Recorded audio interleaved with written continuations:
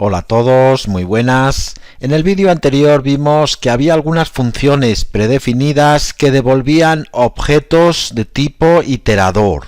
En este vídeo vamos a ver una de esas funciones al mismo tiempo que vamos a profundizar un poco más en lo que son los iteradores frente a los iterables. La función que vamos a ver es la función reversed.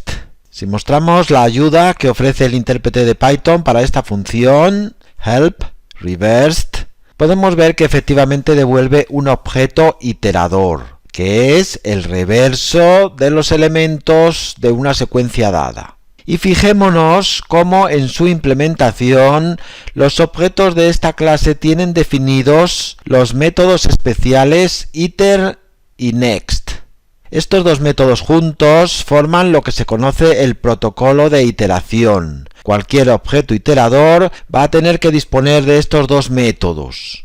Por ejemplo, si vemos la ayuda de otra de estas funciones, como enumerate, podemos comprobar que nos indica que devuelve un objeto enumerador. Esto puede ser que no nos diga mucho, pero si nos fijamos en su implementación, contiene los métodos especiales iter y next, lo cual nos indica que se trata de objetos de tipo iterador.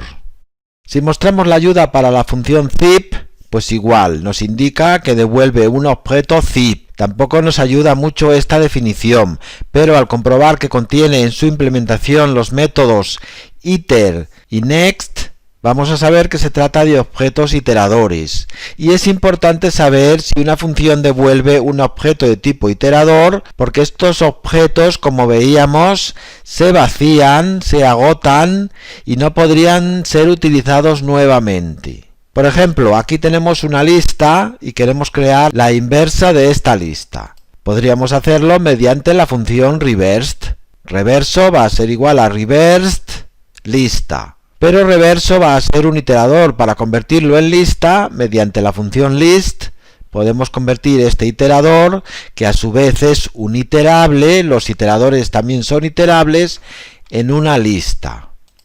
Print reverso. Si le damos a ejecutar, vemos que tenemos el inverso de la lista. El primer elemento al final y el último al principio. Imaginemos que no queremos crear una lista, sino simplemente comprobar si alguno de estos elementos, empezando por el final, contiene el número 1. Aquí tenemos el primer elemento que contiene el número 1, empezando por el final, y aquí tenemos un segundo. Bueno, pues podemos hacerlo de la siguiente forma. For i in reverso if i0 es igual a 1, print i. Si le damos a ejecutar, vemos que efectivamente primero nos encuentra el 1e y luego el 1b, porque ha empezado por el final. Imaginemos que luego queremos comprobar si hay algún 2. Y se nos ocurre hacer lo siguiente. For i in reverso if i0 es igual a 2, print i. Le damos a ejecutar de nuevo y primero nos encuentra el 1, pero luego no nos encuentra nada, porque el iterador se ha agotado, está vacío y por lo tanto ningún elemento es igual a 2. Si ponemos esto aquí arriba, vamos a ver cómo ahora sí nos encuentra los 1 y el 2. Por lo tanto, una vez recorrido un iterador, tendríamos que crear uno nuevo para llevar a cabo nuevas operaciones. Imaginemos que queremos utilizar esta función en un contexto de un bucle while. Por ejemplo, while true, pues lo que podemos hacer es utilizar la función next. Elemento va a ser igual a next de reverso. Obtenemos el primer elemento disponible del iterador reverso y le guardamos en la variable elemento. If elemento 0 es igual a 1, print elemento. Pero ¿qué va a ocurrir con este código? Va a ocurrir que cuando el iterador se vacía, vamos a seguir dentro del bucle y va a dar un error porque va a intentar acceder a otro elemento del iterador y ya no hay más. Vamos a comprobarlo.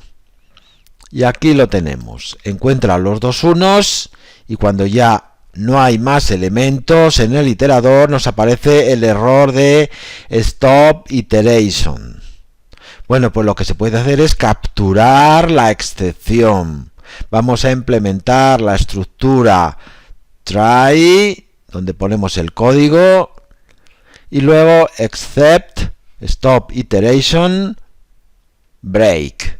Es decir, que si se genera esta excepción, la capturamos y con un break saldríamos del bucle. Vamos a comprobar que efectivamente ahora no nos da error y que nos muestra todos los elementos. Y ahí lo tenemos. Bueno, antes de terminar este vídeo vamos a ver otra precaución que tenemos que tener en cuenta a la hora de utilizar los iteradores. Por ejemplo, si tenemos una lista igual a 1, 2, 3, 4 y 5, podemos crear un iterador que recorra los elementos de la lista en orden inverso. Reverso va a ser igual a reversed lista. Si ahora intentamos acceder al primer elemento del iterador, next, reverso, nos devuelve el 5, si lo volvemos a hacer nos devuelve el 4, pero imaginemos ahora que se nos ocurre hacer lo siguiente, lista clear. Eliminamos todos los elementos de la lista. Bueno, pues ahora, ¿qué ocurre si llamamos al siguiente elemento del iterador reverso? Nos va a devolver un 3, vamos a comprobarlo. Nos da el error de stop iteration, como si el iterador se hubiese vaciado. Efectivamente, como explicábamos en el vídeo anterior, el iterador no guarda los elementos de la lista, sino que simplemente hace referencia al siguiente elemento de la lista. Por lo tanto, si eliminamos la lista, vaciamos el iterador. Por lo tanto, se ha de tener en cuenta que los elementos a los que hace referencia el iterador están en su correspondiente estructura de almacenamiento, y si perdemos la conexión con esa estructura, pues el iterador se va a vaciar. Por ejemplo, vamos a volver a repetir lo que acabamos de hacer, reverso. Vamos a comprobar que efectivamente tenemos creado el iterador y que nos devuelve el primer elemento empezando por el final. Pero vamos a comprobar ahora que eliminamos la lista de lista. En teoría la lista ya no existe. La lista no existe, pero vamos a comprobar ahora qué ocurre. Y vemos que nos sigue devolviendo un elemento. ¿Esto a qué es debido? Bueno, pues porque la palabra reservada del no elimina el objeto. Simplemente corta la referencia de la variable con el objeto, por lo tanto el objeto todavía existe, y como reverso hace una referencia al objeto lista, pues el objeto aún no ha sido eliminado. El recolector de basura de Python no ha eliminado el objeto. En cambio, cuando eliminábamos los elementos de la lista, eliminábamos los elementos del objeto. Por lo tanto, el objeto estaba vacío y la referencia del iterador era hacia un objeto sin elementos. Bueno, pues dejamos aquí este vídeo y seguiremos en el próximo, en el que empezaremos a ver unas funciones muy interesantes y muy útiles. Un saludo a todos.